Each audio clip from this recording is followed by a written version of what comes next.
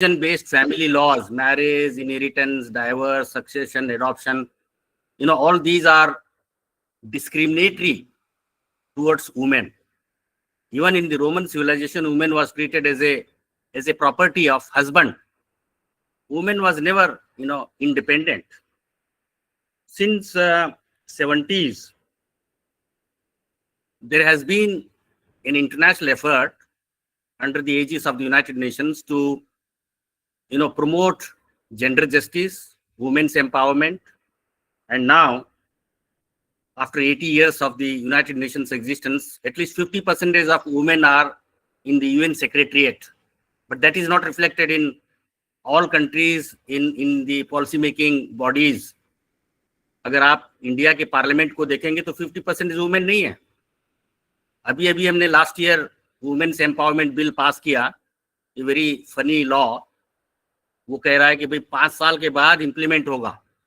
It is like saying that आज शादी हो गई और आप हनीमून 5 साल के बाद मनाएं, something like that. That is a stupid kind of law which Indian Parliament has passed. Friends, I was also not knowing Dr. Seema Kazi before I checked on the website of Center for Women's Development Studies. I had visited that center some 25 years ago, 26 years ago, or 30 years ago, only once in Gold Market of New Delhi, because the founder director was in a way Dr. Veena Mazumdar, a PhD from Oxford University, was my teacher for only 10 days in an international workshop.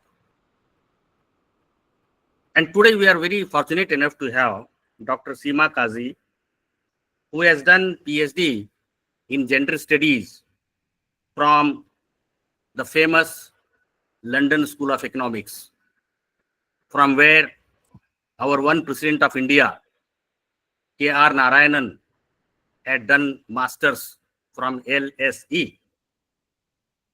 She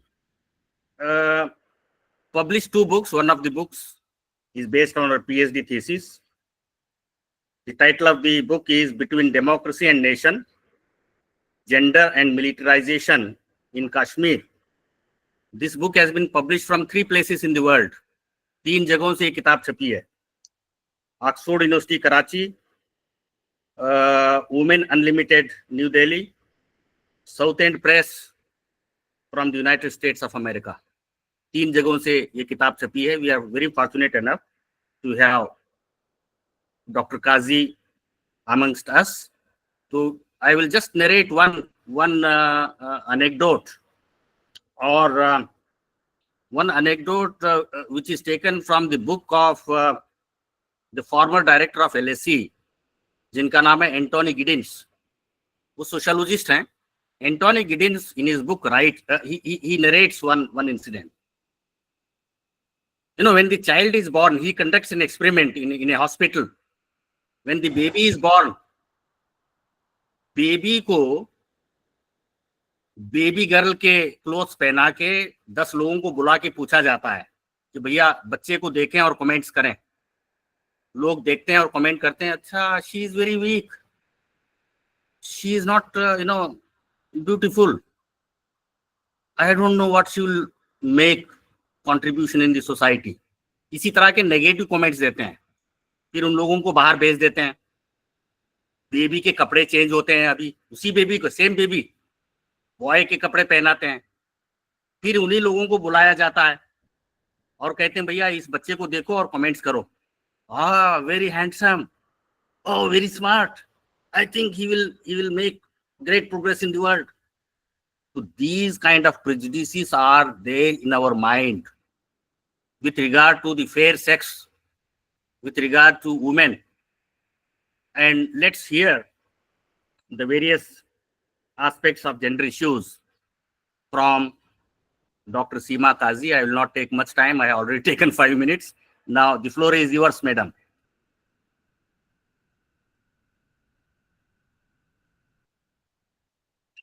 ma'am आपका mute है please.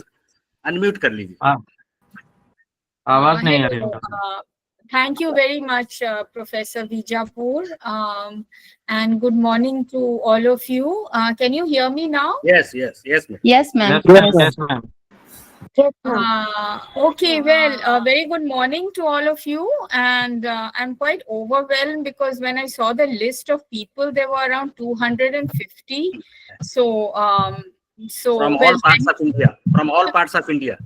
yes, so I feel very privileged, and I'm very glad also. I will, of course, talk on the topic assigned to me, but I just want to give a brief introduction of myself, which Professor has already given. But first, let me begin by thanking Professor Vijapur and Dr. Faiza Abbasi for inviting me to this program. And it's a very important topic. I don't think I'll be able to do justice to it, but I will try in the time which I've been assigned. I just want to say that my background is in gender studies. My earlier work was on minorities, particularly Muslim women, after which I moved on to conflict studies and governance. So I'm here now, part of faculty at Center for Women's Development Studies. And as Professor Vijapur said, this was founded by a very well-known academic, researcher, feminist, Dr. Veena Mazumdar. And my areas of research are conflict, politics, women in politics, gender and governance, and culture studies. So these are the 3 or 4 broad areas I'm working on. And before I begin, I would like to say that I'm going to present a PowerPoint. Professor, how does it work? If people have questions, they can raise it later, is it? Yeah, at the end, we will take up the questions. At the end, say 15 minutes reserved for question answers.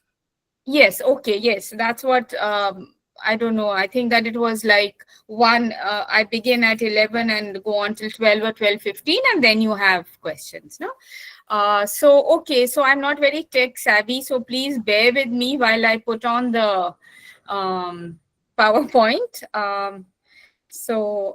Just give me a minute.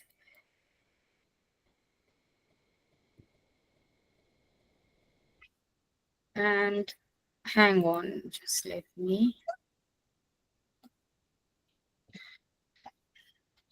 Next to camera, that arrow is there to share your PPT. Yes, I'm trying to share now. So can you see now? No. No, ma'am. Hang on. There's something wrong which I'm doing.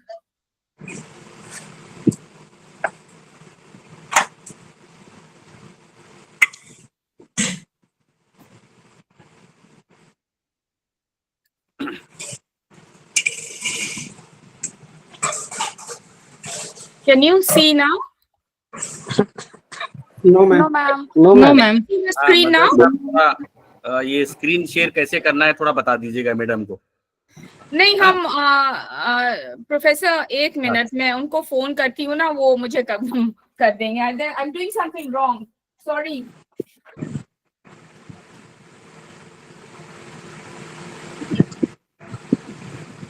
Hello please जरा आ जाइए, वो screen नहीं आ रही है. Okay. Please bear with me for 1 minute. He's just coming and we'll just start.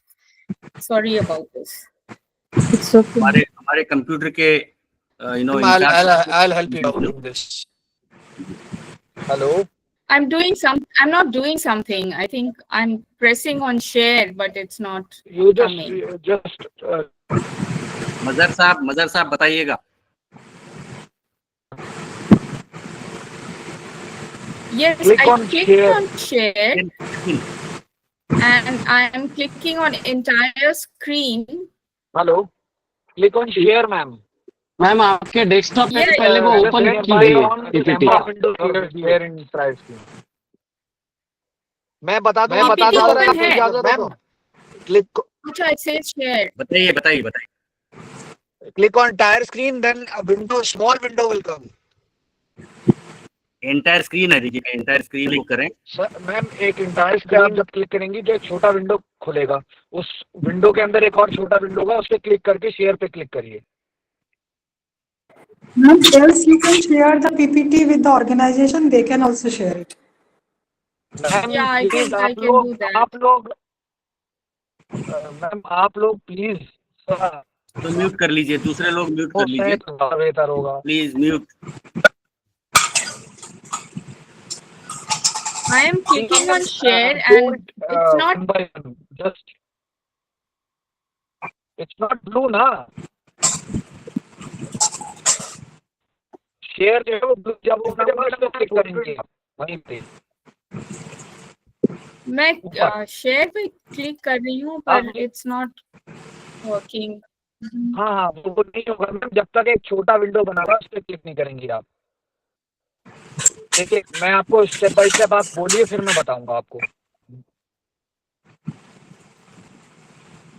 अच्छा, एक minute देखिए, वो सुंदरेश यहाँ, मैं उनसे बोलती हूँ। सुंदरेश, आप इसको ना स्क्रीन वो करिए, शेयर। स्क्रीन शेयर कराइए भैया।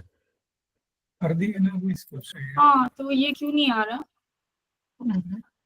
आप पीपीटी। हाँ, तो ये आ गया भैया, आ गया जी मैडम, आ गया। चेंज हो रही है क्या? नहीं चेंज नहीं हो रही, आपने एंटायर स्क्रीन सेलेक्ट करना था। स्टॉप शेयरिंग करिए आप, स्टॉप शेयरिंग चेंज हो रहा है। Entire screen, entire screen. Okay, thank you. आपको दिख रहा है अब जेंडर जस्टिस? हाँ दिख रहा है। हाँ, वो बता रहे थे। ठीक है, okay, thank you sir. Okay, अब आप लोगों को दिख रहा है first page, gender justice.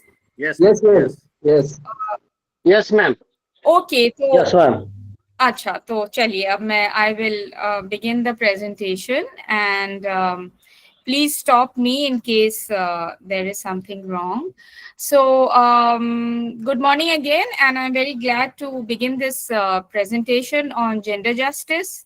Now, you know, the word gender justice is a very broad term, and it is, I was just thinking when I was trying to put together the presentation, that it encompasses so many layers, and it's such a generic term also, because gender is, as most gender scholars and even I think all of you would probably agree, that the world is gendered.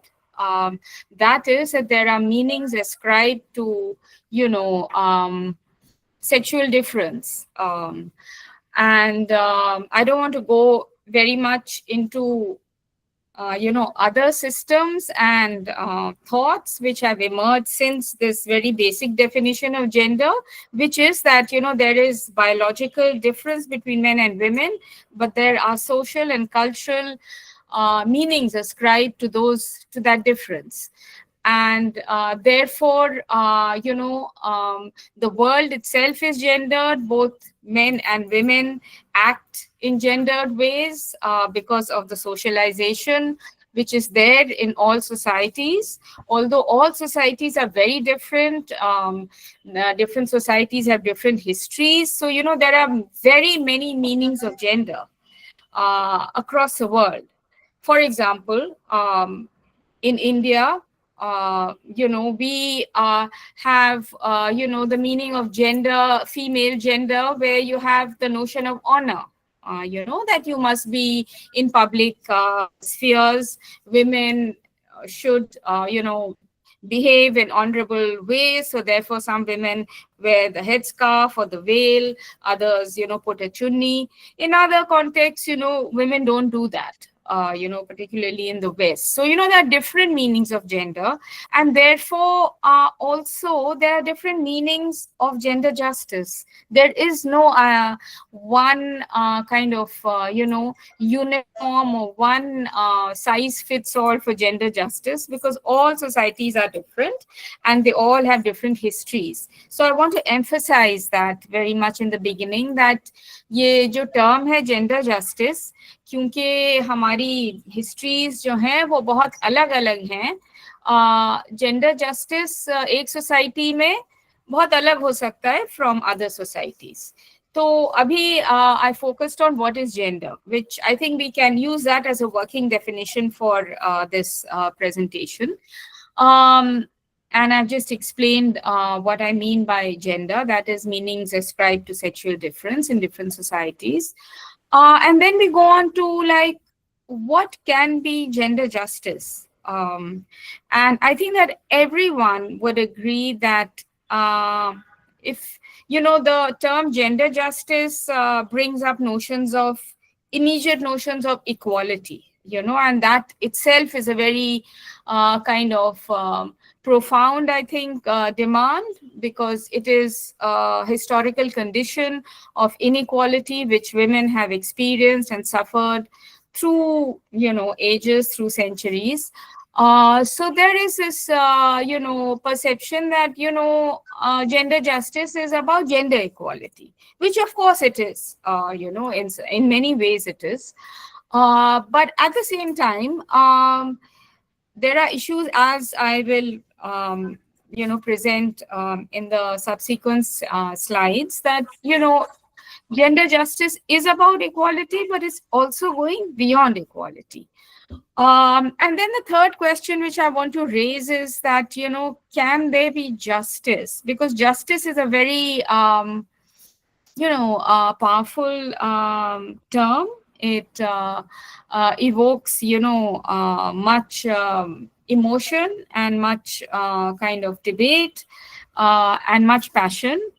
And as a woman, I do feel that, the struggles for gender justice are very legitimate. Although I feel I'll leave it open, we can discuss it at the end of the presentation about whether or not we can have justice in a comprehensive way, in a substantive way, not just in terms of, men and women are equal. That concept has a lot of meaning, but as I will explain, it also has limitations. So let me then go on to the next point, which is that, gender discrimination is a global issue. It is acknowledged, I think, by all states, all governments, that gender inequality is a condition which ought to be eliminated. And most governments have acknowledged that and have committed themselves to, following policies which would eliminate conditions which lead to women's subordination. Also, when you talk about gender justice, you would probably agree that, it's not only about, men and women being equal in a formal sense, in the legal sense, being equal citizens, but, there are systems of prejudice and there are systems of discrimination and disadvantage. And by systems, I mean that, the systems could be within the family, they could be within the community or communities, they certainly are, part of institutions, where institutions, by which I mean that institutions behave in very gendered ways. Not always, but they do. For example, if you look at this whole debate about women's reservation in Parliament, it took so many years for the bill to, be acknowledged and to come up in Parliament. And of course, it is a project in a working project, right? We haven't yet kind of operationalized it.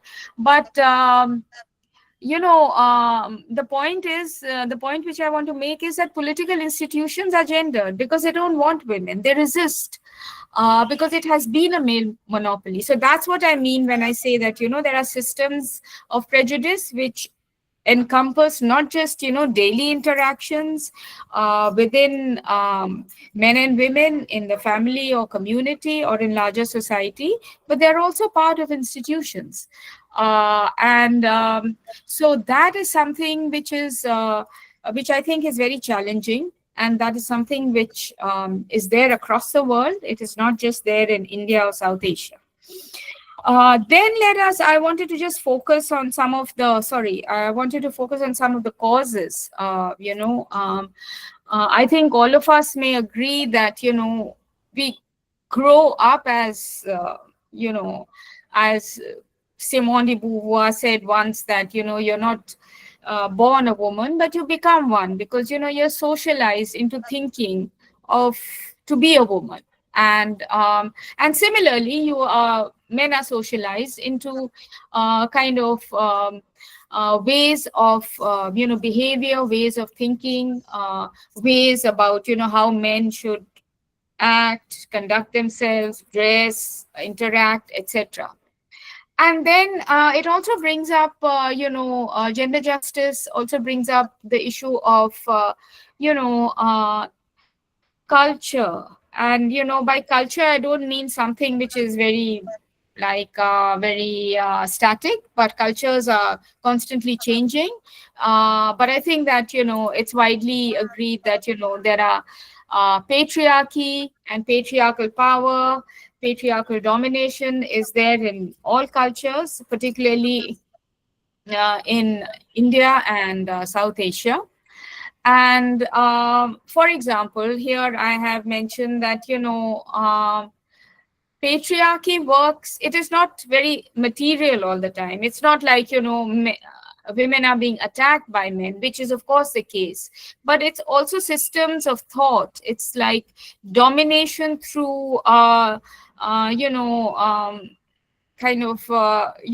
systems which have been there for long, and therefore they don't want to let go of the privilege and the power.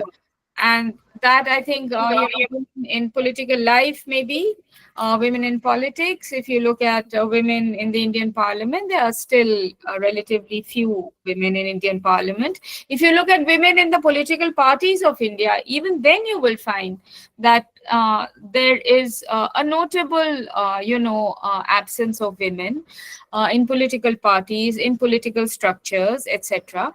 What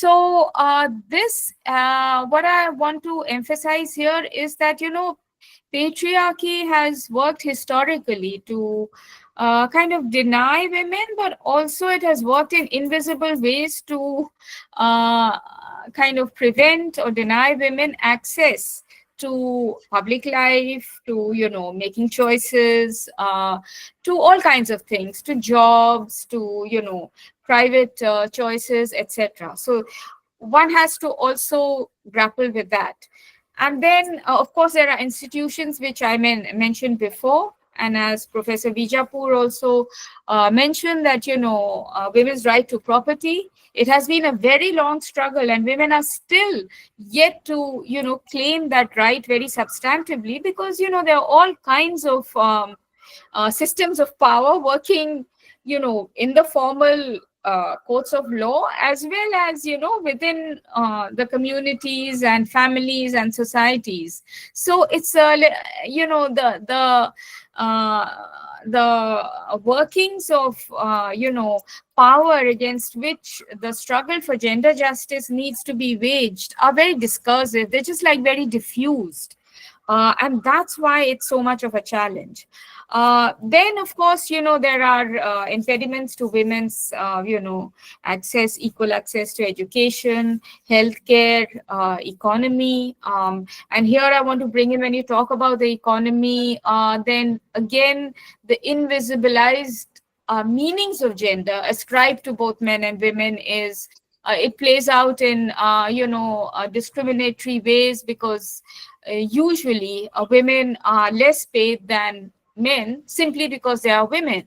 So, this system of power and domination is continuing, and it's very much the case in India and South Asia. And then, of course, you have law. You have many customary practices. You have laws which are discriminatory, and women have really fought against that. And I think some of the very remarkable achievements of women's struggles in India has been legislation. So I can give you an example of the Vishakha guidelines, for example, where it was acknowledged publicly that women face sexual harassment, and that was after the very terrible incident of rape of Mathura in the 1980s. So the battle is not just in the formal realm of law or politics. It's like discursive in education, economy, family, society, culture, religion, etc. Now let me just touch upon a little bit on, the world has acknowledged that there is gender inequality and there's gender discrimination. And maybe some of you have heard about them. There have been world conferences organized by the United Nations on women, where women from all over the world have come together and, written declarations, have asked upon governments to end gender discrimination. And I think the one in Mexico was very, I think that was in 1980, I think, the World Conference on Women in Mexico. That was really one of the conferences which set into motion a lot of, activism by women, which followed in the subsequent decades. So the United Nations has played a kind of facilitative role in raising public awareness, in calling upon governments to, end discrimination against women, violence against women, and called upon governments to, ensure equality, gender equality. So, according to the United Nations, gender justice is about eliminating the inequalities between women and men that are produced and reproduced in the family, the community, the market, and the state.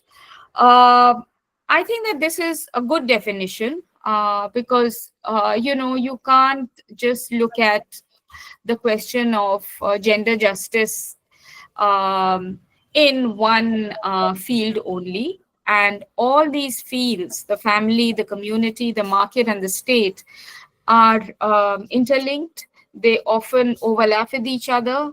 They often reinforce the discrimination which women face. So I think that that's a good way to look at that. And then also there is this concept of, the fair and just treatment of all genders. And now, of course, it's acknowledged that, there are genders beyond men and women, and that is something which is there, I think, now being acknowledged by various governments and also being factored into policy making. So fair and just treatment of all genders, all marginalized groups and communities. But this is a very generic kind of definition. It doesn't talk about, the systems or the areas, the realms, the domains, as the previous definition mentioned. Then I want to also get into just like very briefly the gender gap report. I think maybe some of you or many of you have heard about it. The gender gap report is brought out by the World Economic Forum, which is, a neoliberal kind of forum, which believes in, the liberal idea of equality, which is equality in the formal realm. That is in the public realm. They don't talk about, you know, the family, and they don't talk about society or the community or the culture and religion. No, they are looking at just 4 indices, and these are the indices. Economic participation and opportunity, they look at, for each country, they map that. Economic participation and opportunity, educational attainment, health and survival, and political empowerment. Now, these are important. They are very important, absolutely. And I think they do a good job. What they have done also, all the reports are available over online. Anyone can download them.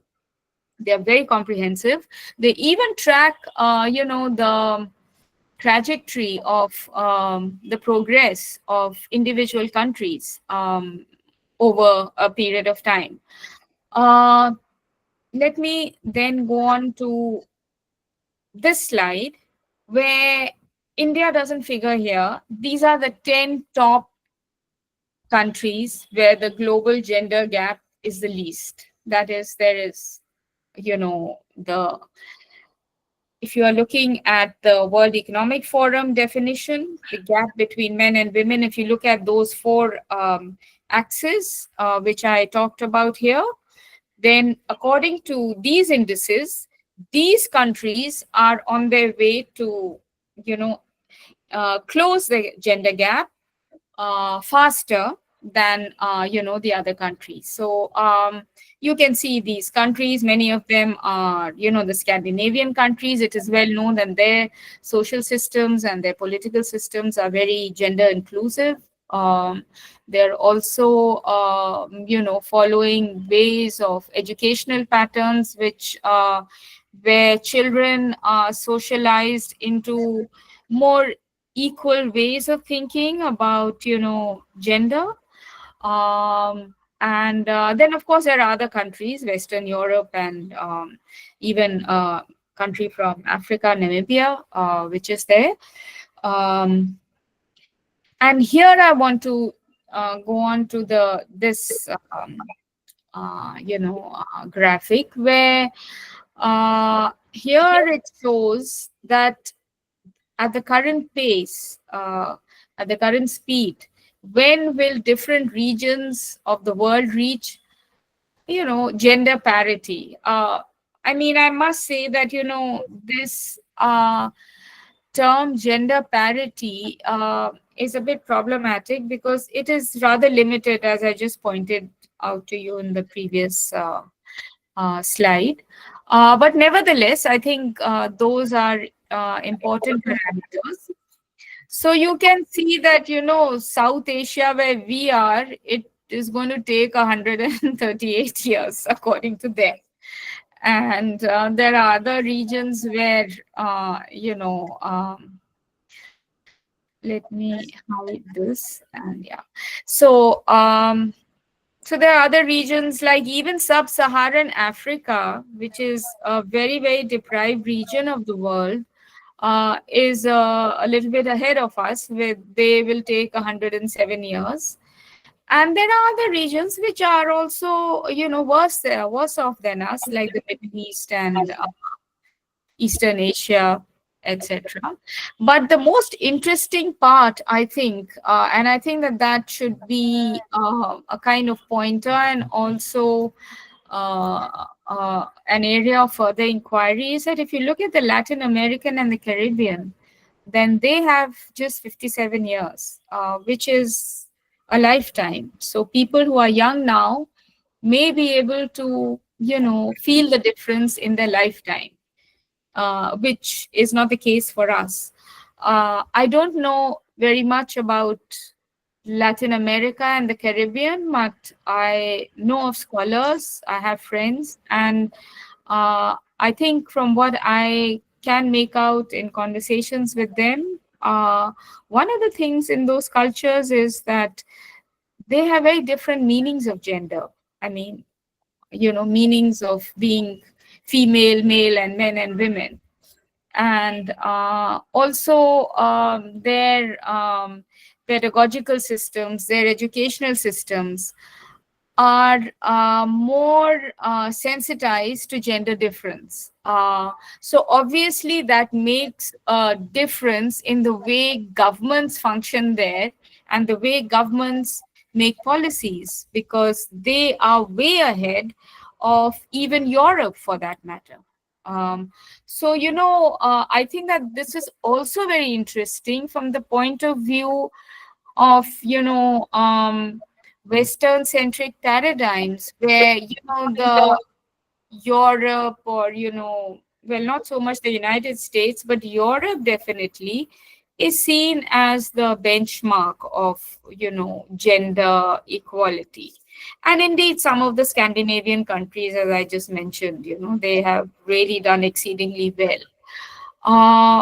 But this, the Latin American and Caribbean indicator reflects that may not necessarily be the case. And there are societies where gender equality is at a more advanced stage than Europe or the United States.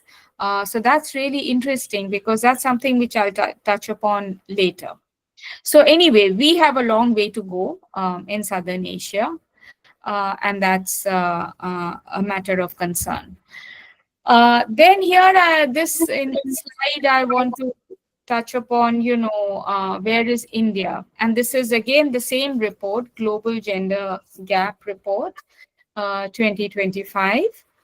And in this report, India, as you can see, is number 5 after 4 South Asian countries, which is again a matter of concern.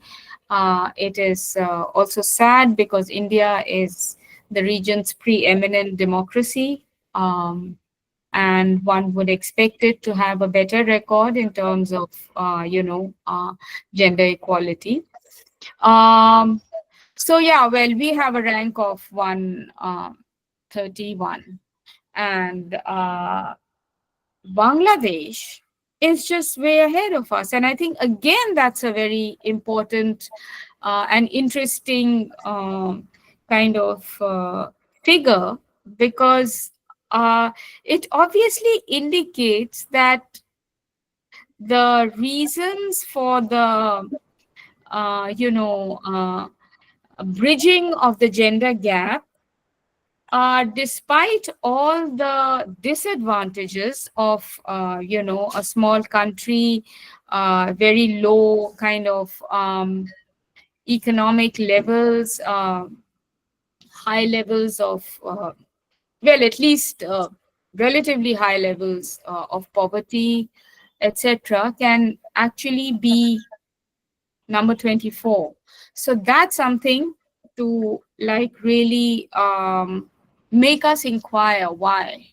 And I think from what I've read, I think it's not just government policies, but it's also very much, cultural forces, women's organizations, social kind of interventions, etc. So the reasons for Bangladesh being way ahead, number 1 in South Asia, are multiple. And I think that's another kind of takeaway and an interesting case study, and the reason for us in India to know more why, how, this is the achievement of a much smaller country with limited resources.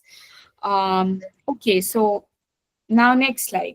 So here in this section, I focus on, there are many approaches to what one terms as a struggle for gender justice. And here I want to sum up, 4 of them. One is the equality approach, which I think that is a word which comes up instantly, as I mentioned earlier. When you talk about gender justice, you talk about equality. And I think that is, absolutely logical. There has been very little equality between men and women in history so far. So according to the equality approach, you have the law you have a constitution, you have the concept of equal rights, which is there in law. You have the concept of equal citizenship. But one of the things which, the equality approach doesn't kind of acknowledge at all is that citizens are equal, but there are inequalities between the citizens, and it doesn't address that, and that's a limitation. We can talk about it later. So the equality approach also talks about the equality of outcomes, and it talks about equity, which is basically distributive justice in terms of, women getting the same social opportunities and access to resources, and and having the same kind of social skills, which social or technical or any skill which men seem to have for granted, and women have to struggle for that.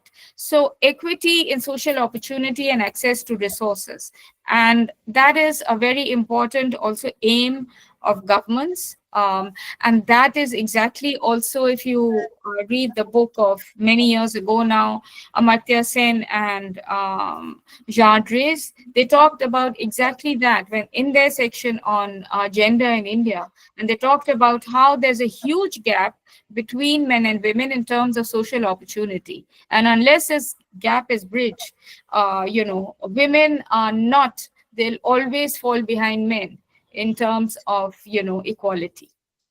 Then there is, in contrast to the equality approach, there is the intersectional approach, and this is an approach which was first kind of conceptualized and used and advanced by gender scholars, and particularly feminist gender scholars, who felt that the systems of inequality are not divorced from each other, they overlap. So for example, if you're studying a Dalit woman, the fact that she's a woman cannot be divorced, is not independent of her identity as a Dalit. So you've got to take all these axes of disadvantage together. So the intersectional approach is about women are not similarly placed. There are multiple locations, sites, intersections of subordination or inequality, and there are diverse axes of subordination, as I just mentioned in this example. And there are also then, based on this complexity of the diversity of women and the diversity of the experiences of women of subordination, there are diverse needs and there are diverse experiences of discrimination and disadvantage depending upon women's location. And by location, I mean, in terms of class, caste, and region, religion, ethnicity, so on. So, all these factors need to be taken together. One cannot be studied in separation from the other.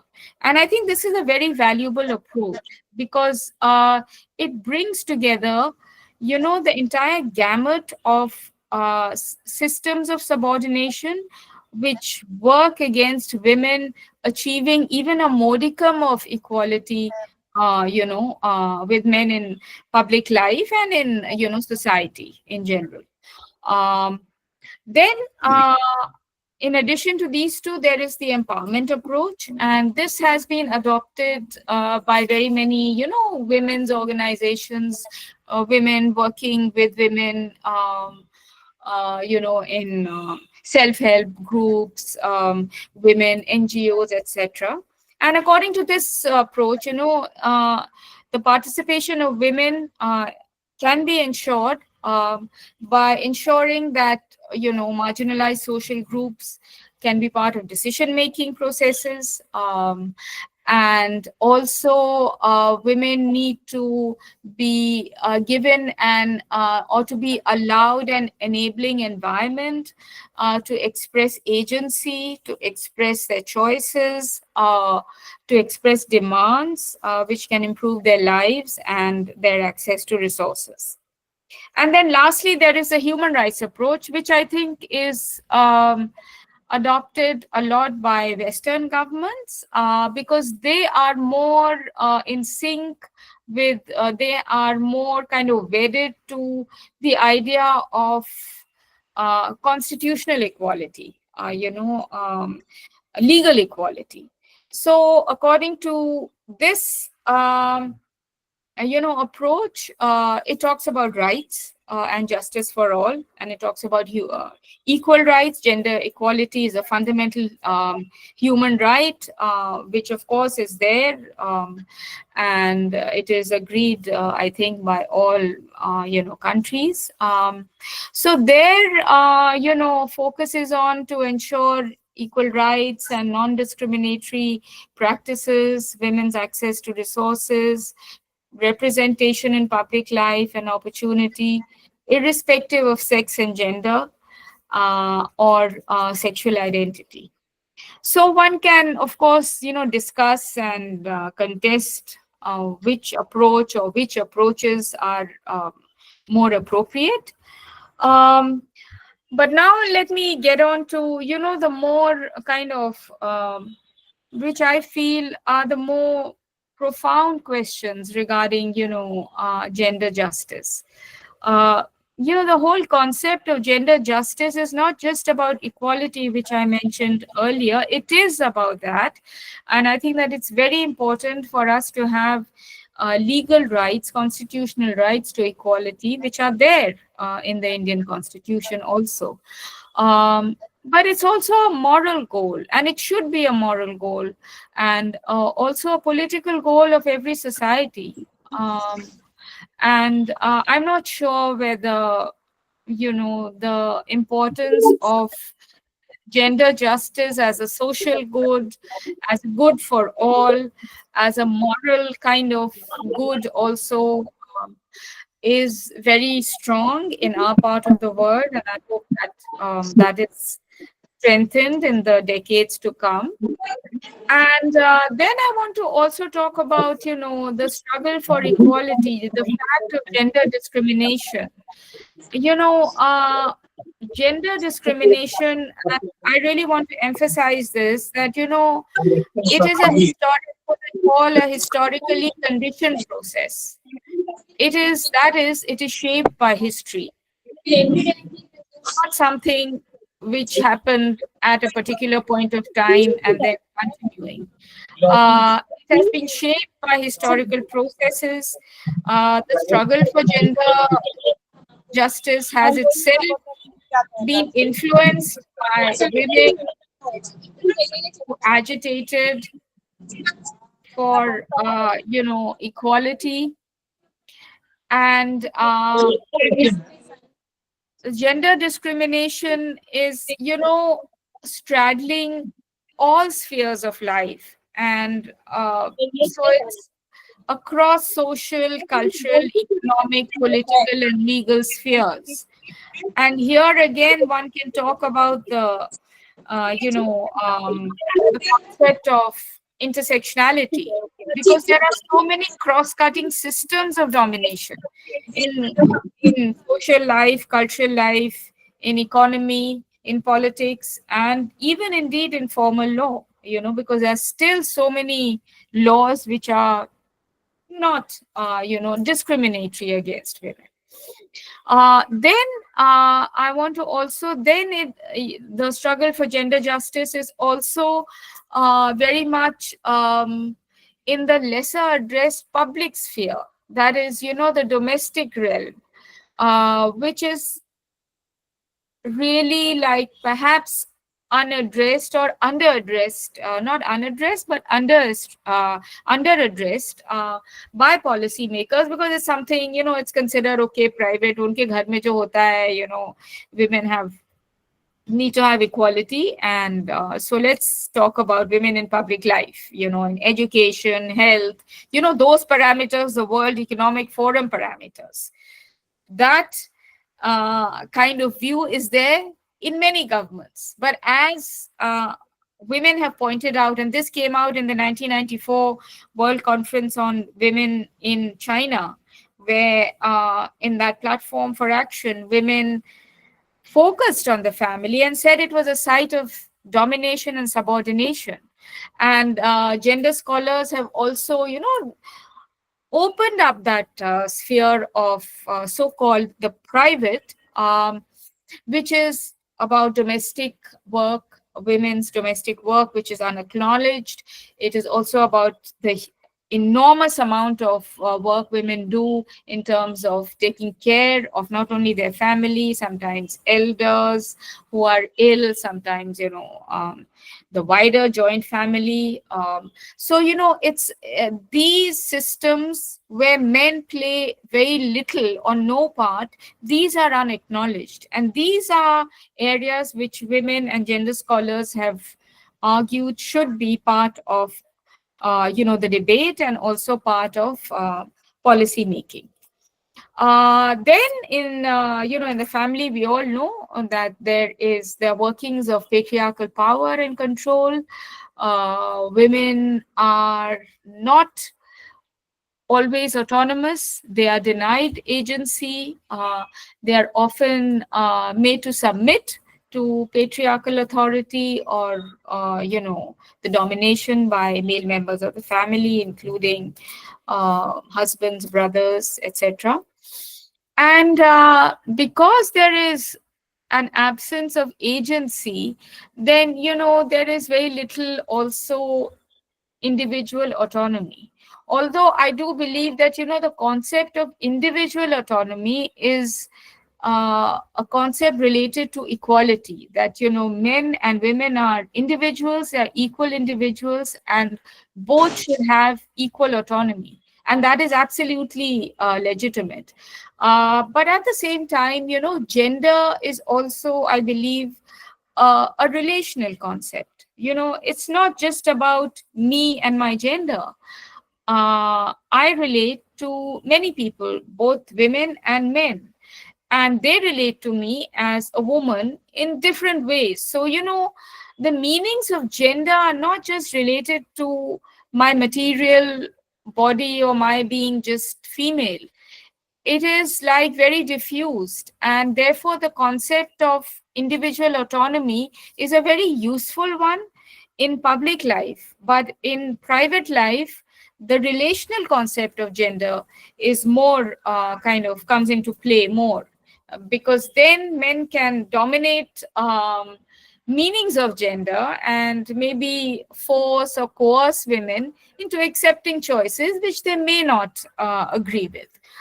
And lastly, women face gender discrimination, marginalization, exploitation, and violence across. And here again, I take an intersectional kind of frame across race, gender identity and expression, ability, and of course, there is now a very wide area of disability studies, how disability intersects with gender to deny women, equal access to resources, equal access to, choices, etc. Then there's nationality.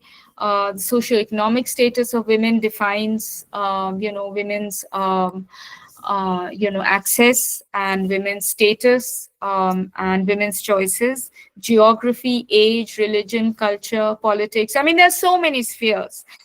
So this point again, I reiterate and try to validate what I said earlier about, the importance of intersectionality in looking at, struggles for gender justice. So now let me come to some of the questions which are related to, the concept of when we talk about gender justice. Okay, one is, of course, the the generic definition that fair and equitable treatment for all women, ensuring equality of rights, opportunities, access to resources, freedoms in public and private domain of life. And I think that this is a fairly comprehensive kind of way to consider and look at it and understand the struggle for gender justice. But one of the things which I think is really interesting and which most governments and most institutions also of states don't talk very much is, the question of power. And so the question of power is a very important one, because power is not always material, right? I mean, people can be attacked and hurt, and bodies can be attacked or bodies can be controlled. But there are also invisible ways of power, and that's what I mean when I talk about, the gender imbalance, that it is there. And men and women, act and behave in ways which reinforces the power equation. And I think a good example may be, well, not a very good example, but let me think. A good example also would be that, there are many students, right? And this has happened. I've taught in the university and interacted with students, and they were talking about, often male teachers making demands, and students being compelled to accede to those demands simply because the teacher is obviously in a position of power. And so that is a terrible situation to be in.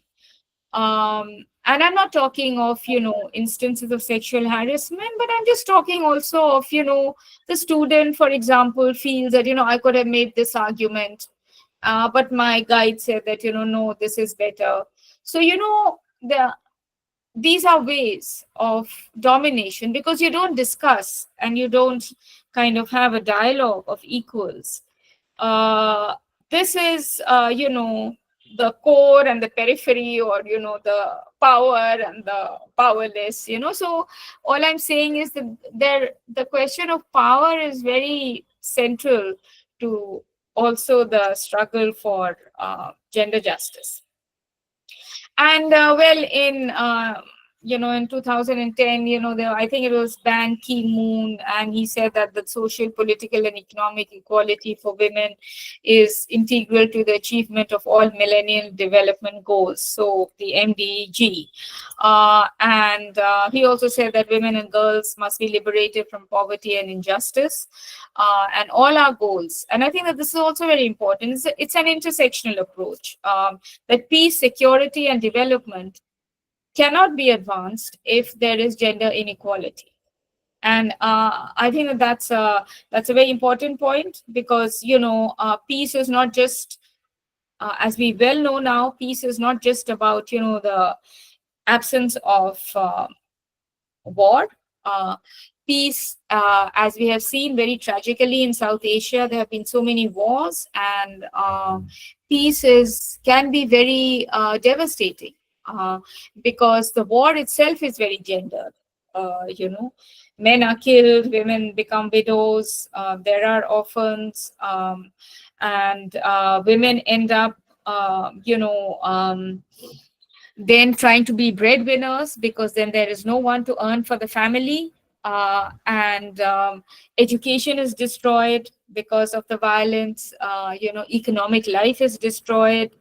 All kinds of things. So, this is again a very kind of important point, because everything is interrelated. And if you're talking about the concept of gender justice, it intersects with all spheres of human life.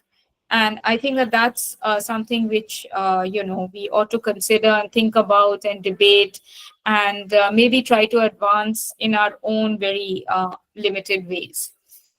Then let me touch upon the policies to advance gender justice, which many governments adopted, including India. So expansion of public services to ensure women and girls' right to education, health, and food. Guarantee land, jobs, and economic assets for women. Enhance women's roles and voice in decision making at community, national, and international levels, and autonomy in the household, and end violence against women and girls. And these MDG goals, they are extremely important again, because they do talk about, spheres and arenas and domains of life which are not there in the World Economic Forum. They are talking about community, they're talking about, the family, they're talking about the household, where a lot of patriarchy, violence, discrimination, and domination exists, and it flourishes. I'm not sure whether any country, least of all South Asia, is doing very well in these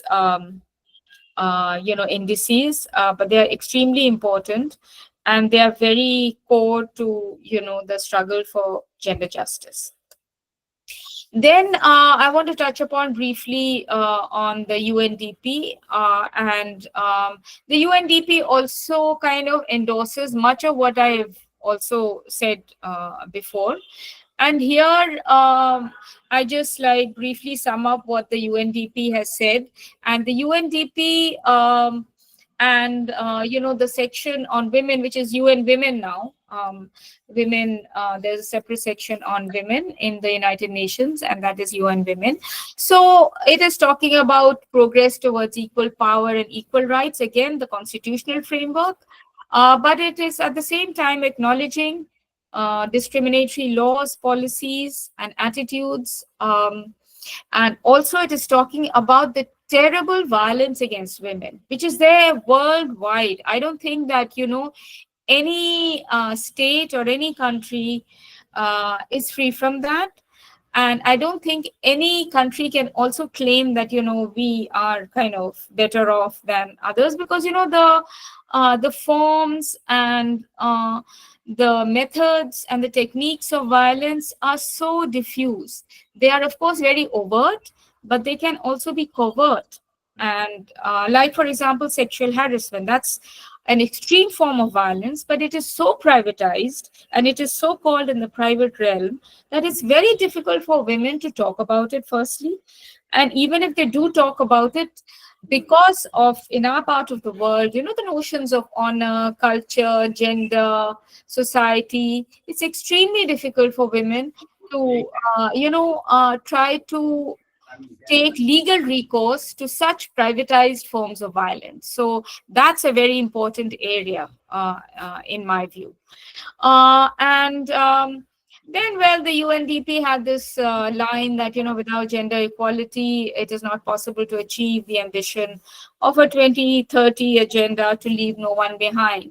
Well, this is more of a slogan, I feel, but yes, it sounds very nice not to leave anyone behind. And I think everyone would agree that it is important to build, inclusive systems and institutions, and to advance gender equality and the ability of women and girls to realize and claim their rights on an equal footing with others. And let me now just touch upon, how gender justice is envisioned in the Indian Constitution. You have Article 14. I think everyone probably knows this, equality before the law. You have Article 15(3), which is, special provisions for women, particularly affirmative action and measures to address historical disadvantage. Article 15(1), prohibition of discrimination based on sex. and Article 39D. Of course, the lawyers among you may argue that there are many other provisions which I am not touching upon, but these I felt were some of the very important ones in the light of, you know, the very general presentation I'm making. And equal pay for equal work, which is still a struggle. Women are not paid equally. We all know that. And I think that this is not, of course, again, limited to India, South Asia. It is across the world. So here I just sum up the challenges to you know, the struggle for gender justice, what I have presented so far.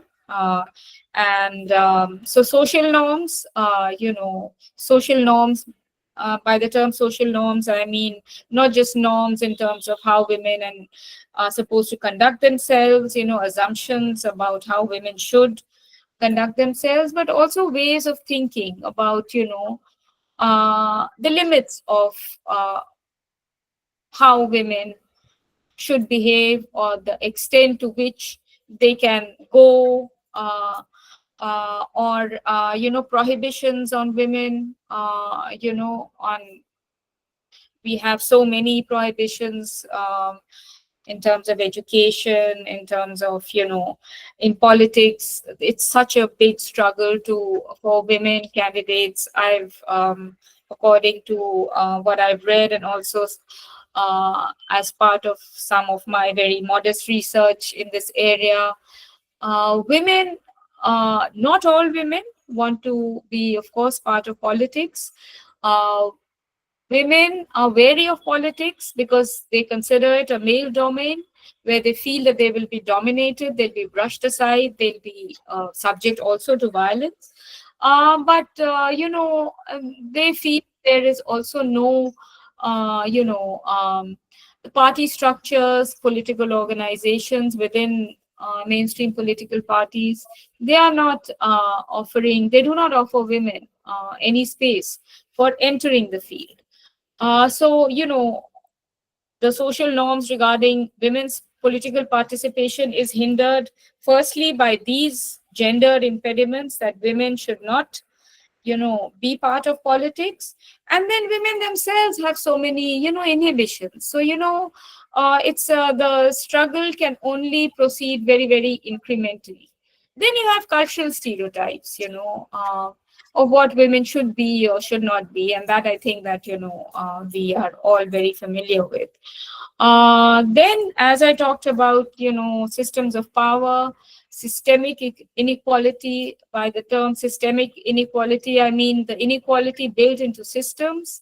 Like, for example, if you look at, you know, the educational system, women are lagging behind their male counterparts. And that is also due to a whole host of factors.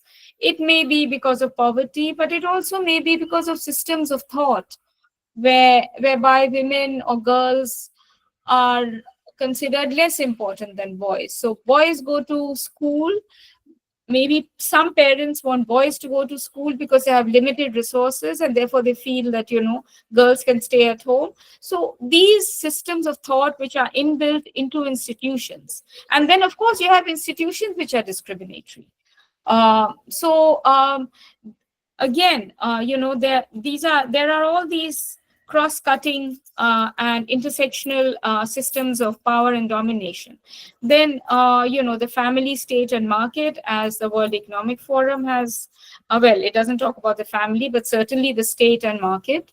And the state and market, as you might agree, have become very close together. And one of the areas of concern, which I think many gender scholars and, you know, even other political studies scholars have expressed concern and anxiety at, you know, how the you know, emerging the encroachment of the market in human life has will deny you know, the public goods necessary for not just the struggle for gender justice, but also the overall struggle, as Ban Ki-moon said, about, you know, the larger development goals. Because, you know, rights like the right to education, the right to employment, the right to health, the right to political participation, inclusive governance. These are all rights which are very basic to human life. And if all rights are privatized, as the market seeks to do, then the struggle for gender justice is going to be very hard. And I think that it already is. Then yes, gender-based violence, and I really must, I don't think that, anyone can kind of even measure the violence. There's so much of violence against women across the world, and particularly here in India. Even if you look at the National Crime Bureau statistics, they are very worrying. So that remains very much a huge concern. And then you have, the systemic, as I said earlier, factors of poverty, economic inequality, and the legal barriers. So here I just want to sum up, the challenges to justice, gender justice, which I spoke about in the earlier slide. There are low levels of political representation and women's leadership, which is not very good for, women's political participation and generally women in public life. Because if you don't have women, the public culture also become very, very masculinized, which it is in a way.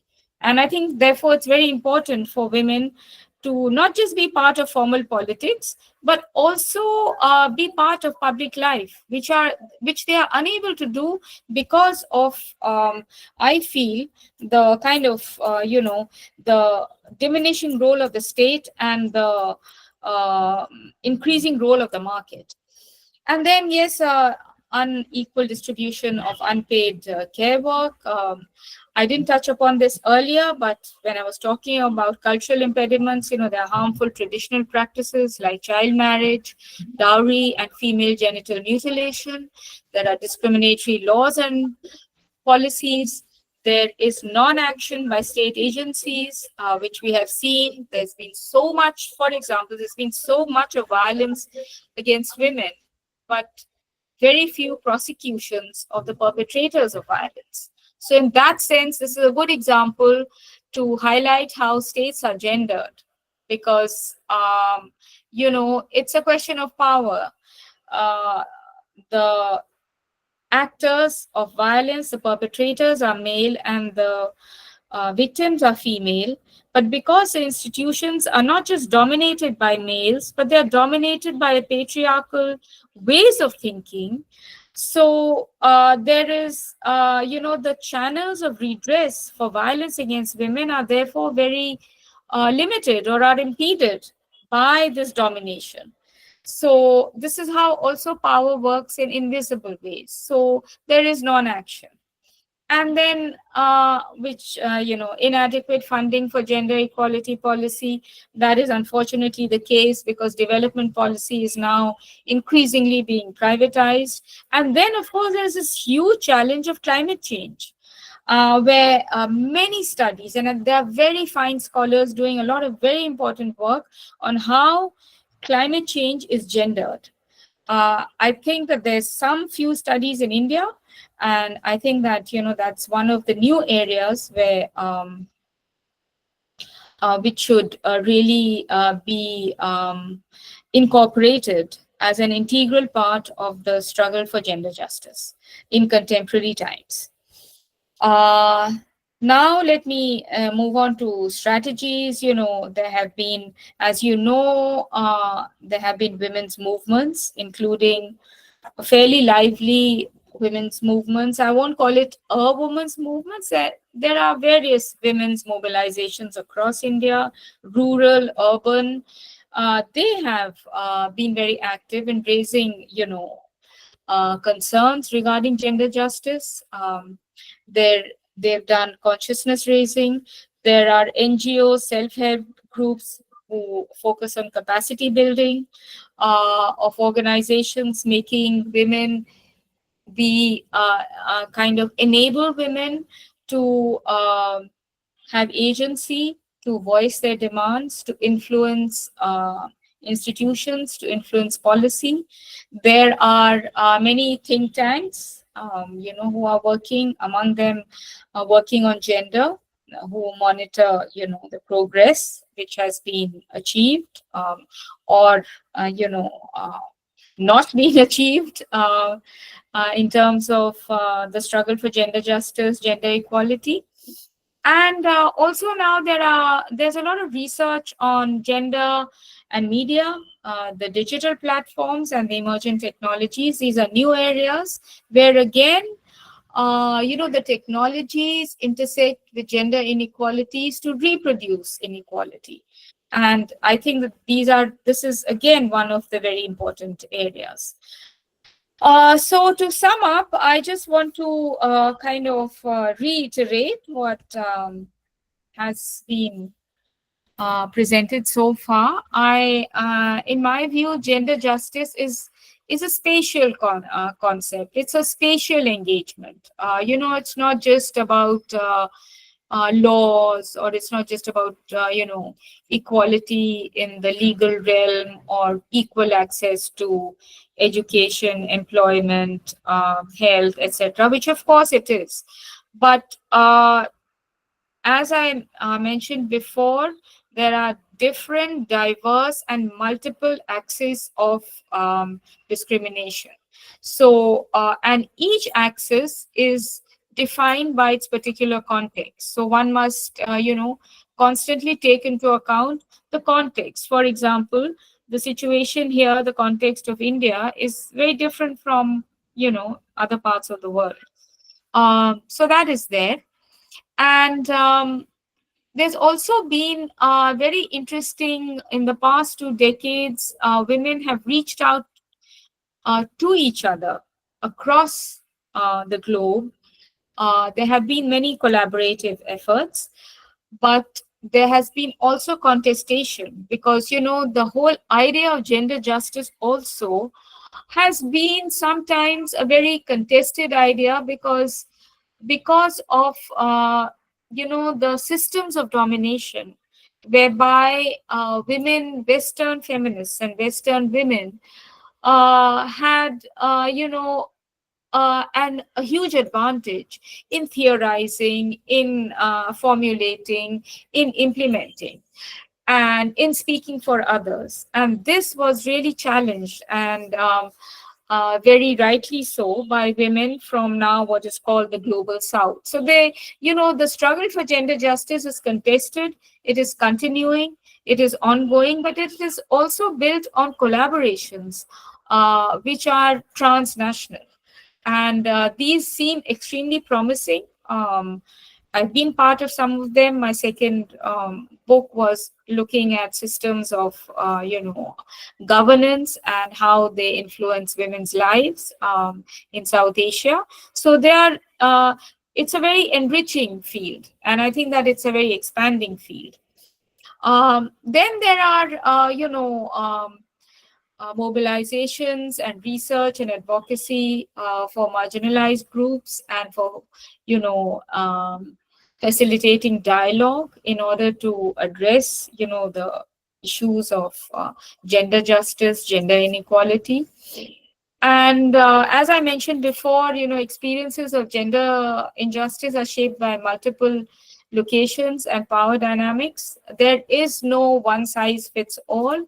Histories are different, countries and nations are different, cultures are different, and therefore, systems of gender injustice also, they are similar, but at the same time, they're also different in terms of, how they play out.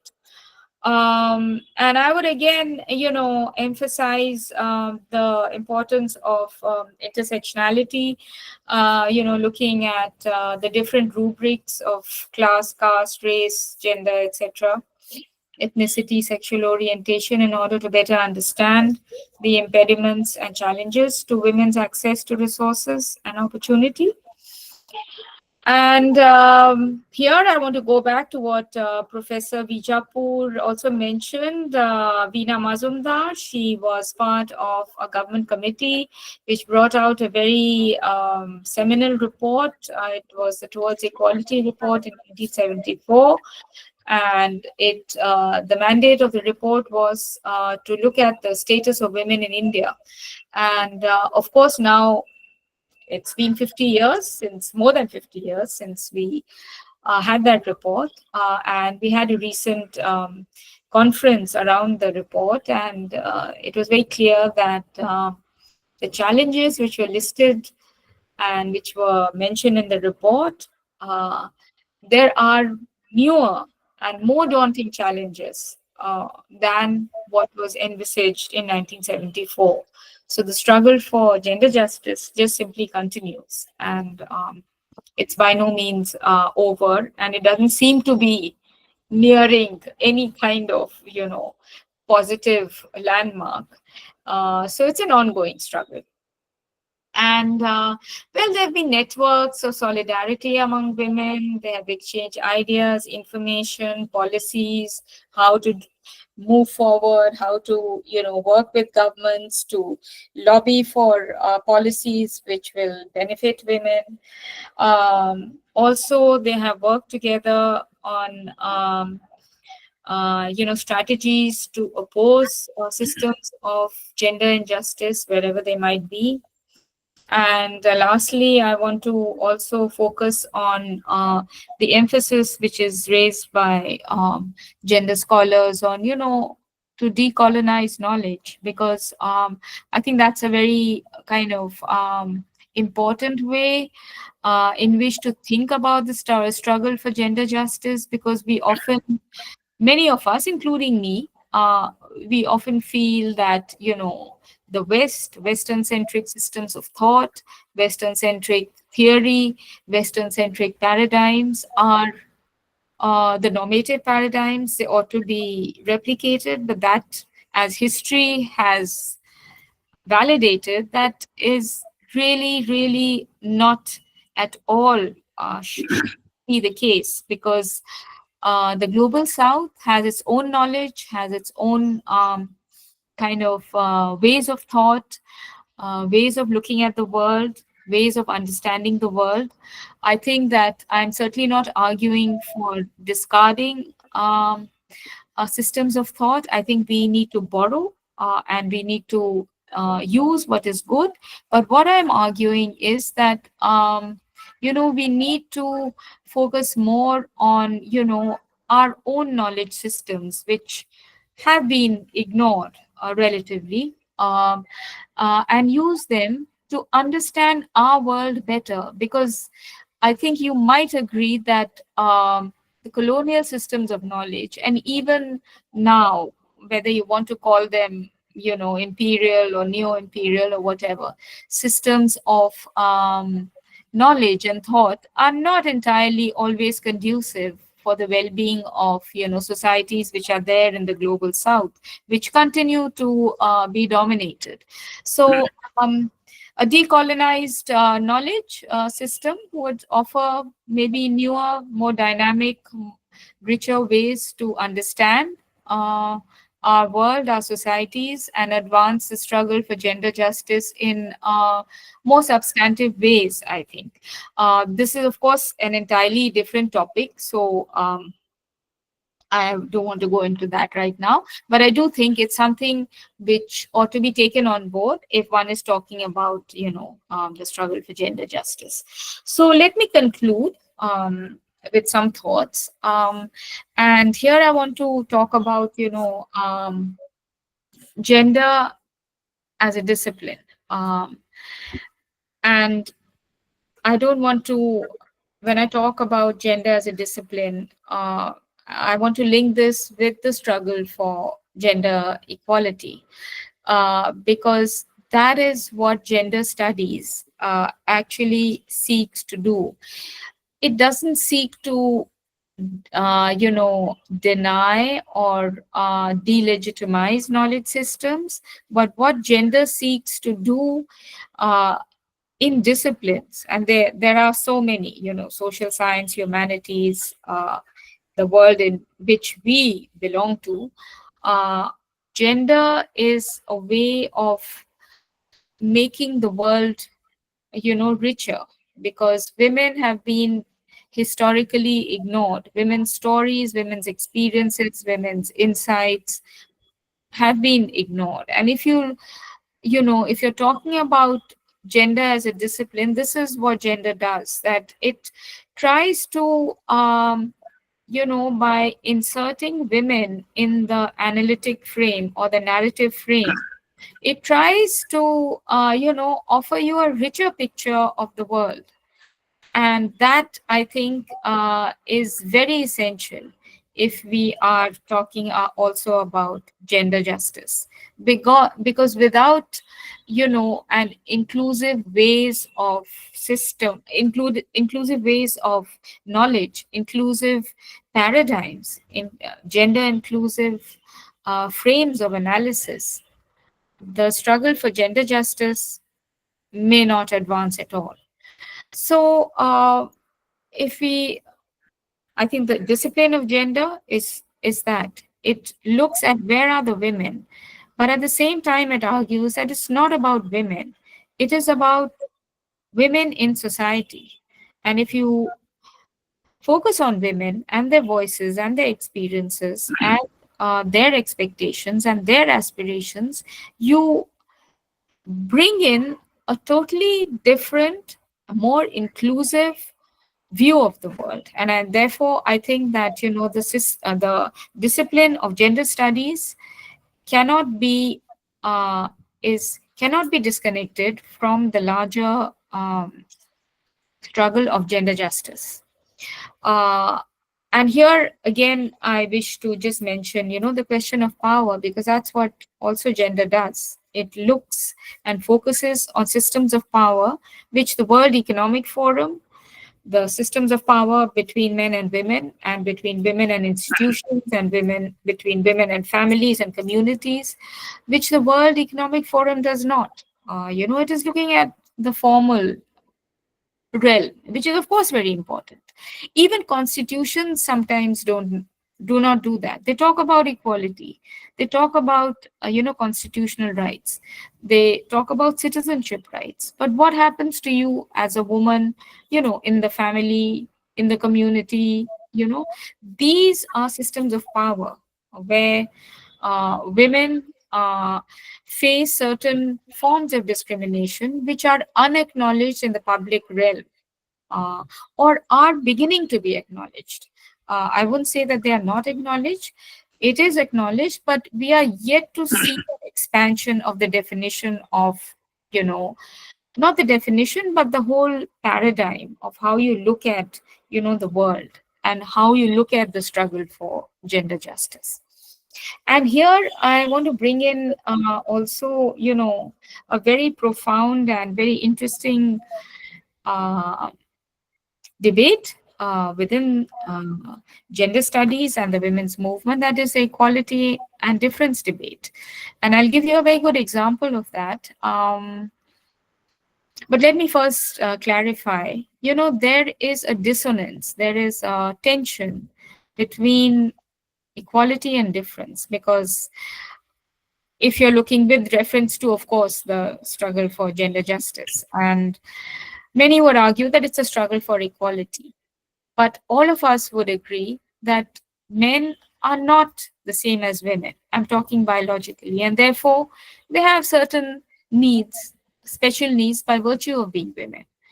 There are also, aspirations which women from a particular group may feel, belonging, by virtue of belonging to that group. That, for example, in the debates on the parliament, women's political participation and the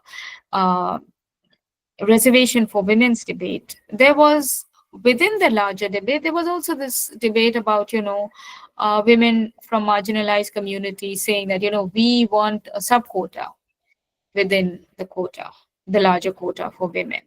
So, so I'm not for or against. I think that's a separate debate. But all I'm trying to say is that there is the question of difference is also there. Women are different. They are different from each other. They don't have the same aspirations. They are not. They don't have they don't share a similar location. or nationality or, ethnicity or class, etc. So, there is a tension between the two. And this tension must also, I would argue, be factored into meanings of justice, into meanings of gender justice.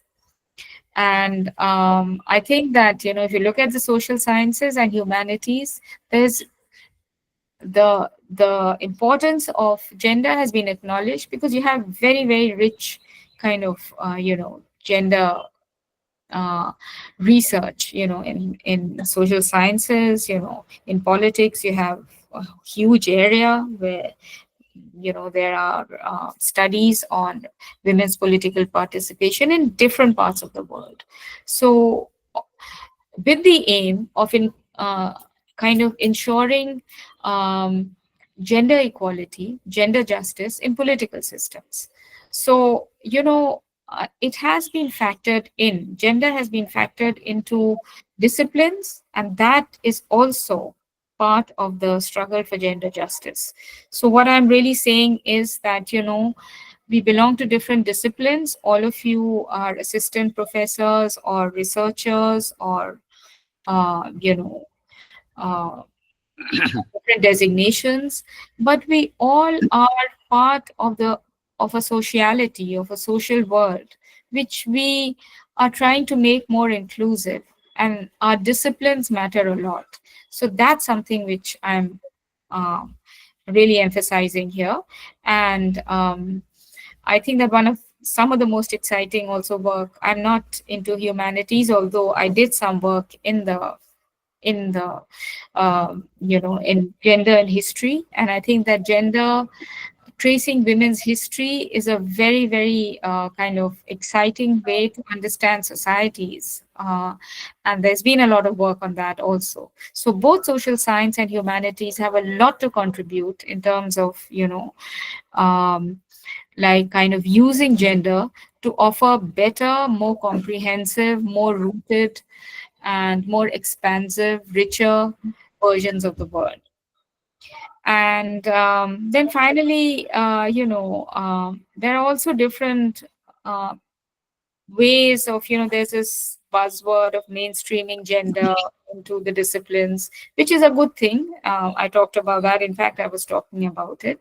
But at the same time, there is only so much you can. I don't want to overemphasize also or romanticize gender. I think that what gender does is also produce, in a way, what Donna Haraway called situated knowledge. Because if I'm doing research in a particular field, interviewing women, I can only talk about that knowledge. I cannot extend that knowledge to the whole city or country. So therefore, the knowledge is partial. What gender does and how gender as a discipline contributes to gender justice is by virtue of opening the canvas, opening the paradigm, opening the frame to offer a more inclusive, gender inclusive way of, understanding the world, and therefore, in turn, influencing policy, influencing, decision making, influencing systems of which may be very androcentric or male centric. So that's it. And Thank you, Dr. Seema Ji. Friends, you had a wonderful lecture on the very important theme, gender justice. And she had a very vast canvas from local to global context. She explained how gender justice or injustice is prevalent. She referred to two important reports. आप सब लोगों को ये report पढ़नी चाहिए. एक status of women in India, which was government of India committee report, जो 1974 में आई. और वो रिपोर्ट इसलिए बनाई गई थी कि मेक्सिको का कॉन्फ्रेंस आ रहा था, international conference on women in Mexico, sponsored by the United nation. 4 world conferences हुए वुमेन पे, मेक्सिको, कोपेनहेगन, नैरोबी, बेजिंग 1995। 75 में पहला कॉन्फ्रेंस हुआ। तो इंदिरा गांधी को अटेंड करना था वो कॉन्फ्रेंस, उसके लिए डेटा चाहिए ना, उस डेटा के लिए ये रिपोर्ट बनाई गई। और अपनी डेलीगेशन में इंदिरा गांधी टुक स्मिता पाटिल, फिल्म एक्ट्रेस, जो बड़ी फेमस एक्ट्रेस थी उस जमाने में, उनको भी शामिल किया था। All of you can download this report on internet, ये अवेलेबल है टुवर्ड्स इक्वालिटी के नाम से। आप probably ministry of women and development ने, किसी ने पोस्ट किया है। I have a printed copy, but you can download this copy from internet. Status of women in India, government of India report 1974 अगर आप डालेंगे, जिसकी मेंबर सेक्रेटरी वीणा मजूमदार थी। वीणा Majumdar was the member secretary of that committee. The second important report which all of you should read is Beijing conference जब हो गई 1995 में, the UNDP brought out a report on gender, Human Development Report of the United Nations Development Program 1995। ये भी freely available है, आप इसको download कर लें। वो 300-350 पेज की रिपोर्ट एक सेंटेंस में समराइज किया जा सकता है, that is human development if not engendered, it is endangered। ये उस पूरी रिपोर्ट की, क्योंकि वो रिपोर्ट बड़ी महत्वपूर्ण है।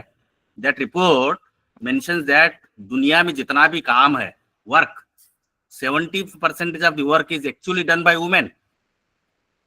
आदमी लोग जो हैं, मेन जो हैं, वो 30% काम करते हैं, और 70% of the world poor are women. आप ये पूछेंगे भाई वो जब काम कर रहे हैं तो पुअर कैसे हैं? They are poor because for some jobs they are never paid any money. For example, being a good housewife, taking care of children, there is no salary. तो इसीलिए वो रिपोर्ट को पढ़ना जरूरी है। That report also is available online, उसको आप जरूर पढ़िए, डाउनलोड कीजिए।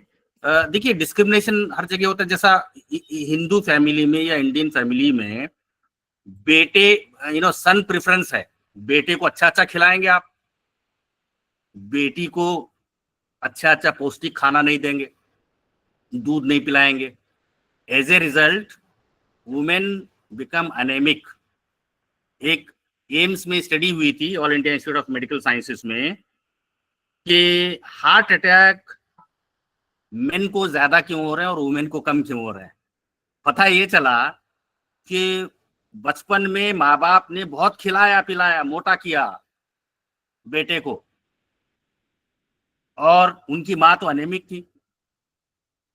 माँ अनेमिक थी, कमजोर थी, बेटा खूब खा पी के वो he became heart patient and he dies. So these kind of things are there. We have to also make use of medical sciences. Friends, हम लोग थोड़ा सा 10 मिनट एक्सीड हो गए हैं। We will allow you to ask some questions. Dr. Seema ji will be able to answer. अगर आपके कोई questions हों। Yes, participants, do you have any questions? हाँ सर, ये मेरा एक सवाल था। हाँ जी, पूछिए संजय कुमार। मैंने आपका कन्फ्लिक्ट जोन पे जो स्टडी है वो भी मैंने देखा है, और जुबान बुक्स से जो किताब है वो भी मैंने देखा है। Very good, very good. At least we found one participant. मैंने खुद नहीं पढ़ा है इनके, लेकिन हमारे पार्टिसिपेंट्स में से कुछ लोग पढ़े हैं। बहुत अच्छा, बहुत अच्छा, वेरी गुड। और चूंकि मेरे अपने कुछ कन्फ्लिक्ट जोन्स के, चूंकि एक समय बिहार और झारखंड का एक बड़ा हिस्सा कन्फ्लिक्ट जोन था, और कैसे वुमेन को एक टूल यूज किया जाता है वॉर जोन्स में, इसका बहुत आपने भी अच्छे से किया है, और ये फर्स्ट हैंड नॉलेज भी है मेरे पास। मैं बस ये समझना चाह रहा हूँ, असल में जेंडर पर्सपेक्टिव को दो अप्रोच से देखा जाता रहा है। एक अप्रोच रहा है जिसमें आपने इक्वलिटी की बात की, जिसमें जनरली रोजा लग्जमबर्ग, क्लारा जेटकिन, अलेक्जेंडर कोलोंताई, इन लोगों ने उस डायरेक्शन में पूरे जेंडर जस्टिस को आगे बढ़ाया है। दूसरी जो अप्रोच है, जो जनरली कंट्रोल ओवर सेक्सुअलिटी की बात करती रही है, उनके लिए फोकस रहा है जेंडर जस्टिस का, कंट्रोल ओवर सेक्सुअलिटी। इन दोनों अप्रोचेज को डिफरेंट क्लास पर्सपेक्टिव से अब तक देखा जाता रहा है। दूसरी बात कि अभी जब जेंडर जस्टिस की हम बात कर रहे हैं, जैसे एनसीआरबी का डेटा जब हम देख रहे हैं, तो एनसीआरबी के डेटा में जितने रेप के आंकड़े हैं उसमें ऑलमोस्ट 50% SC कम्युनिटीज के विमेन हैं। तो ये सिंपली केवल एक सेक्सुअल इंसिडेंट नहीं है, ये हेजेमनी कंट्रोल करने का एक सिस्टम है जो ऑपरेट कर रहा है। वो कॉन्फ्लिक्ट जोन में भी ऑपरेट कर रहा है, वो beyond conflict zone in civil society में ऑपरेट कर रहा है कि कैसे हेजेमनी कंट्रोल, मतलब जो हेजेमनी सोसाइटी में मेंटेन कर रहा है, हो रहा है, असल में उसको रेप एक मेंटेन करने का टूल भी बदल रहा है। तो without changing this structure of society, how can we expect the gender justice? This will be the last question because first and the last question, क्योंकि 12:30 पे फिर हमारा अगला सेशन शुरू होने वाला है। तो we request Seema ji to briefly answer this question. वैसे भी ये कहा जाता है कि जो सवाल पूछते हैं उनको जवाब पता है। अच्छा, नहीं, थैंक यू, आपने क्वेश्चन पूछा। देखिए, मेरी समझ में ये है कि there are systems of domination, और जो आप बता रहे हैं जैसे ट्राइबल एरियाज में, झारखंड में और जगह, वो वही हो रहा है जो वहाँ पेरिफेरीज में हुआ पहले, कि you use sexual violence against women as a tool of, as a political tool basically. देखिए, if a woman is raped, हमारी societies ऐसी है ना, the question of honor is there. तो you're not only dishonoring the woman, you're honoring and dishonoring an entire community. तो वो बहुत effective tool होता है to just demoralize the community. तो वो abuse हो रहा है, वो तो that has been used unfortunately. मेरी समझ में तो ये है, बट हाँ, उसमें एक intersectionality है that you talked about, the identity of the women who were being raped, and that is an intersectionality that if you are Dalit or if you are tribal, the likelihood of you being raped is probably much more than women from other social groups, So उसमें आती है ethnicity. So the violence against women is not just by virtue of being women, it is also by virtue of your ethnic identity. So that would be मेरा जवाब। ये एक बड़ा contradiction है। Untouchability, that is you are not supposed to touch Dalit women or Dalit men, लेकिन जहाँ पे sexual relations का चक्कर है तो वहाँ पे आप टच कर रहे हैं, आप अपना ही धर्म भ्रष्ट कर रहे हैं। These kind of things are going on. Friends, I will request all of you to read what is known as the United Nations Convention on the Rights of Women, Convention on the Elimination of All Forms of Discrimination Against Women, जिसको हम कहते हैं CEDAW short form. It is a treaty of women's rights. It's a Bible of women's rights. Indian government has ratified that, and I think all of you should download that and read this treaty.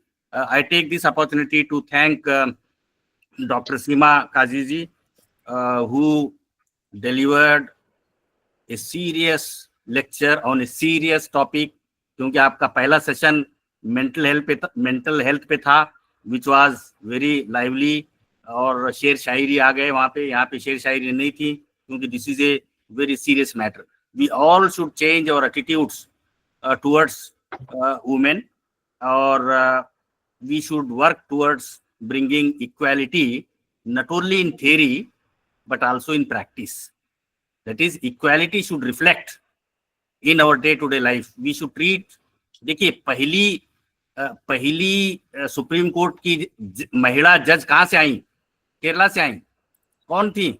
मुस्लिम थी, फातिमा बीबी sir. Fatima बीबी, क्योंकि केरला में 100% literacy है।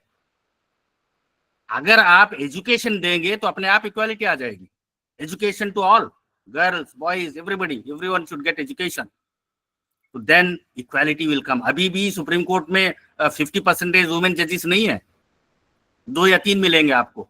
Why? That is because we are systematically discriminating women. I take this opportunity to thank Dr. Seema ji, and we both live in New Delhi, but we have never met. Today I met her, in a virtual meeting, and maybe one day I will visit her center just to see what books they are having, because nowadays we are having remote access to all the e-resources. हम घर बैठे world के 30,000 journals को access करते हैं. And by the way, India से एक journal निकलता है, Indian Journal of Gender studies. This is edited at the Center for Women Studies, Center for the Development of Women Studies, जहाँ पे सीमा जी काम करती हैं. उनके सेंटर से ये जर्नल निकलता है. सेज इसको छापते हैं, Sage publisher, Indian Journal of Gender Studies. इसको भी आप पढ़ सकते हैं. Thank you very much madam. We will be in touch in future. Thank you, Professor. Thank you, everyone. Thank you very much, madam. Thank you. Thank you, ma'am. Thank you, ma'am. Thank you. Thank you, ma'am. Thank you, ma'am. Thank you so much, ma'am. Friend जल्दी से. Thank you, sir. Thank you, ma'am. Thank you, ma'am. Thank you, ma'am. Thank you. Thank you, ma'am. हम इनका Thank you, ma'am. I request Seema ji to share your PPT with me so that it will be passed on to all the participants. Sorry, sir. What did you say? आप अपना PPT हमसे share करें ताकि हम सब हाँ, लोग बिल्कुल. Yeah. बिल्कुल. I will share. Definitely. Okay. Thank you. Big thank you again. Thank you. Thank you, Professor. Okay, madam. Okay ji. Thank you.